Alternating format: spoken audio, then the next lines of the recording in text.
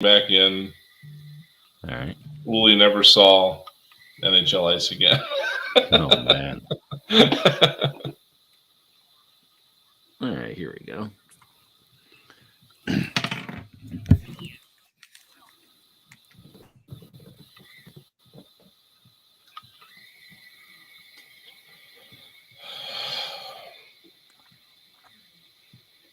All we needed was a little Christmas break, and this team can win an overtime game, for goodness sake, with 2D and a forward out there as the Flyers get a 4-3 win over the San Jose Sharks in a game that started on Thursday but ended on Friday. And the Flyers grabbed the 2 points. Multi-point performances, by Tony DeAngelo, who's got 2 assists and the game-winning goal.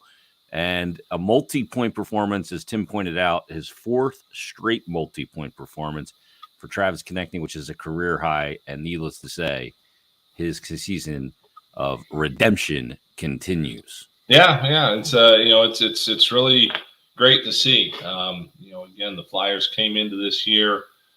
They thought they thought they knew what Travis Konechny was, especially after the way the second half of last year went for him. But last year was such a crazy year all over the place, really, for the Flyers that they weren't sure. But he's come back out this year and demonstrated it again. So that's a great thing to see. This is again a team that's right now still trying to kind of find its way, especially after COVID kind of turned things upside down. Now a team that is proceeding without a second overall draft pick from 5 years ago. They're proceeding without their first round pick from 2 years before that. A lot with this team, or a year before that, I should say. A lot with this team right now is just them trying to kind of, again, get to a point where they're going to relaunch things here, starting with, I guess really the rest of this season, but definitely the next season, trying to start relaunching things back toward where Flyers hockey should be. And it really seems like Travis Konechny is going to be a big part of that. Yeah, no doubt. 8 of those goals in his last 21 games, he's got 25 points. He's got 12 goals and 13. Yeah, not a bad run. That's not a small sample size either. He's got 12 goals, 13 assists for those 25 points. 2 of those goals are power play, 8 even strength. He's just getting it done in all different ways. Or 7 in even strength, 3 power play, and 2 shorthanded. Yeah, and the thing that's the thing that's completely new to us about Travis Konechny's game is what he's brought to the penalty kill. Yeah, not just 5-on-5 player anymore, not just a power play contributor, but it doesn't feel like it's been that long since the Flyers were first trying to ease him onto the power play. But it has probably been 4 years now. But this kind of renaissance as a penalty killer all of a sudden, giving the Flyers a very dangerous offensive punch on their penalty kill. That just kind of makes it even better. Here's the other thing. He's got 10 multi-point games this season so far. He's been under 30 games. Tonight was his 30th game. And he's got 10 multi-point games. That's incredible. Yeah, if you're able to contribute that, once out of every 3 games, you're going to have multiple points. That's going to be, that's going to be huge. And again, Flyers certainly right now not at full strength. They're not going to be at full strength for what they thought they were going to be, for the rest of this year. So you just look at that and think, okay, well, let's hope all these guys come back next year healthy. The forward key pieces that are not going to be there. What can they add in the off season? It sounds like they might have some riches in goal the way things are going here that they can work with. They are going to have an interesting dilemma here coming up as soon as the weekend, maybe, in terms of what they're going to do when Carter's ready to go. Do you try to sneak Felix Sandstrom through waivers, hope he gets through, and maybe get him back to the Phantoms for a while? I don't know. Again, he's a guy that has hardly played this year, really, compared to what he has in his past. This is nothing compared to what he's played before. So, yeah, it's a good problem to have, I suppose. But yeah, I mean, it is nice to watch a game like. I mean, this is the best. This might be the best game from this particular trip. This holiday trip. I mean, usually the Flyers go out to the West Coast during the holiday trip. And they look like garbage. I mean, they just do it. Catch just misery in a bottle. yeah, I mean, you're coming back off the break. You fly all the way across the country, and you're just flat. I mean, especially the first game. I'm almost astonished at the energy level that they had tonight. Coming into this contest. Yeah, no doubt about it. Let's get to the BetRivers.com highlight reel. Let's go.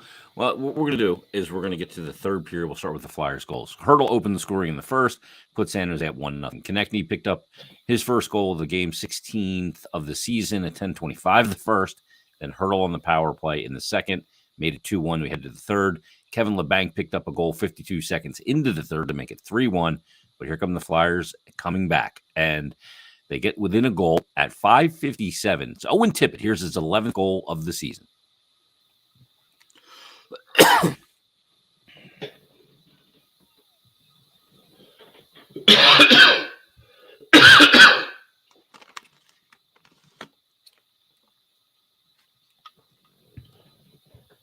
Owen Tippett on like a 26-goal pace all of a sudden. Yeah. Right. Yeah. Really glad to see those two hook up for that too, because going back to the third San Jose goal, that was to me an example of the Flyers have everybody's gonna make mistakes. There's gonna be mistakes at all sorts of things in a hockey game. That was that third San Jose goal had three Flyer mistakes in it. It was at first it was they're trying to break out of the zone, pass from Provorov behind the net. It hops off Morgan Frost's stick. Next thing you know, the Flyers are scrambling there. They survive that. They get it out to center, but then Owen Tippett can't get it in deep. And he came right up on James Van Riemsdyk on the left wing. And I don't know if he was it almost seemed like he was trying to decide whether to dump it in or just push it ahead to Reamer. And he kind of did neither. He played it off the boards. And next thing you know, San Jose's going the other way. And, it was almost, and from that point there, from their involvement in that play, I was really glad to see them come in and be able to hook up for a goal like that and really just get that back. And it ends up being what sparks the Flyers on this comeback because, without that hookup, they're not within a goal there late when they're able to tie it. Yeah. And, the other thing with comebacks and getting within a goal is they've been scored on with the empty net 10 times this year.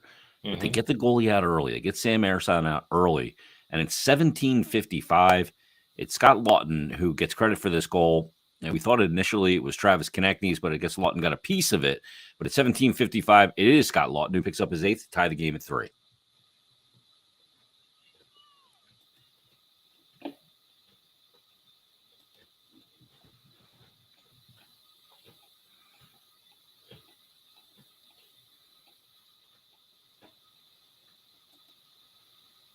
So the Flyers erase a multi-goal deficit, but this time come all the way back to get it tied. It is Lawton's 8th. Travis Konechny picks up the assist, so either way, it adds to his multi-point game. Tony DeAngelo also picks up his 2nd assist of the game. So let's go to DeAngelo in overtime. At 1:10 of the overtime, Flyers really controlled the play. San Jose had the puck for a brief period of time, but they turned it over, forced the turnover from Erik Karlsson, and they go the other way. 2 defensemen and 1 forward on the ice, and they're all involved here as it's Tony DeAngelo, 1:10 into the overtime to give the Flyers their first extra session win.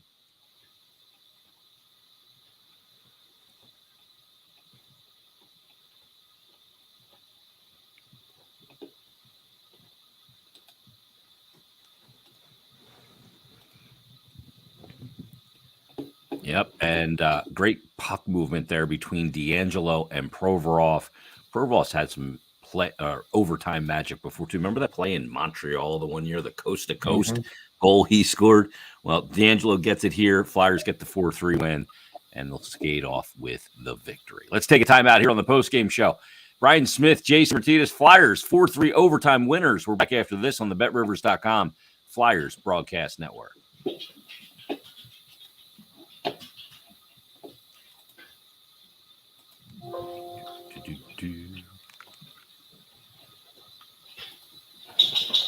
I got like a mosquito bite on my head. There. Hurts. I'm assuming late night hockey, folks. You never know. I was in a hotel the last couple of nights. Could be bed bugs. Oh my goodness. Yeah, I don't know. I don't know what happened on that third San Jose goal, but I was wondering if Cam York forgot for a moment what side he was playing. Yeah. I mean, he was supposed like to be on the right tonight, right? Yeah. Kind of looked like that. You're right. Yeah, I mean, he was positioned to the left for the breakout, but he never got back over. But like a game like that where you don't hear much about Cam York. Yeah. That's when you know he did his job defensively. Yep. Like offensive lineman.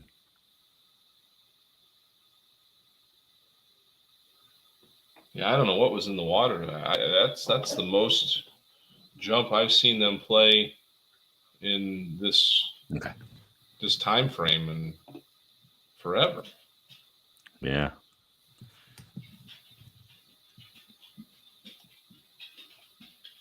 TK's numbers are stunning. He's only had 7 0-point games this year.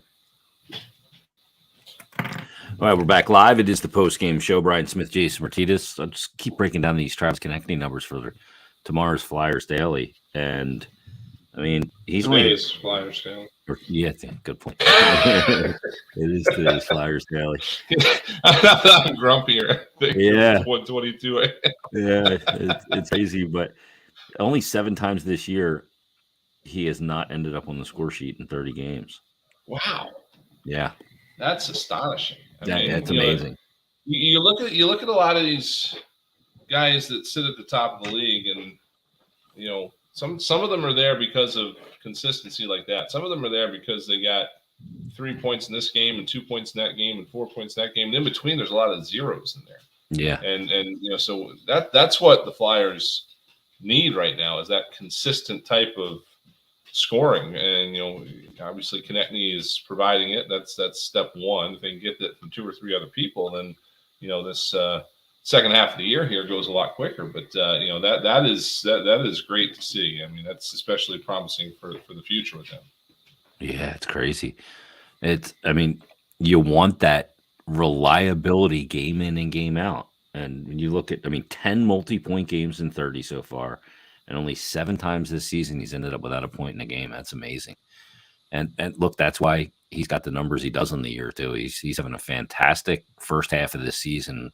I can't wait to see what the second half has for him, because he's in the season when you're trying to find out who's who and what's what. He is putting his play, letting that do all the talking for him. For a guy that likes to talk, he's letting his play do the talking. Yeah. I mean, that's being able to back it up, right? That's something that earns you a good bit of respect there around the league when you're able to go out and continue to contribute like that. So again, more power to them. And as we talked earlier about the Flyers trying to get to a point here in the first couple of months of this year where they know what their path forward is, like how they want to approach free agency how they want to approach the trade deadline. And then from there, what they've got to build with going into the draft and free agency, having that, as a benchmark of what he can do is, that's huge. And now you just got to surround him with the right people to let him be able to continue it. No question about it. That's the key. It's been many steps forward for TK, and we'd love to see no steps backwards for TK. Right. That's been the thing. All right, let's get out of here. It is late, as you mentioned. It is 1:25 a.m. on Friday. Let's thank a few people. Let's start with our in-studio engineer, pulling late night duty as well, Mike Vito. On highlights tonight was Dan Fritz. For Tim Saunders, Steve Coates, Brian Smith, I'm Jason Martinez. Everybody get some sleep. Enjoy your Friday. Enjoy the win. And we will talk to you tomorrow when the Flyers take on the Los Angeles Kings. So that'll wrap it up here from our home studios. You've been listening to Philadelphia Flyers Hockey, a overtime win. Oh, I haven't said that all year. A 4-3 overtime win over the San Jose Sharks on the BetRivers.com Flyers Broadcast Network. Good night, everybody.